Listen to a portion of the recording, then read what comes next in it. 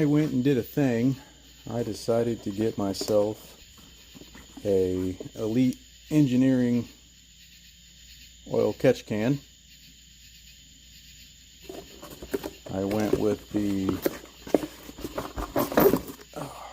braided lines and the black anodized connectors. So I'm going to get this hooked up and then I'll show you what it looks like when I'm done. Alright everybody, so I got the Elite Engineering catch can hooked up correctly, and then I did this.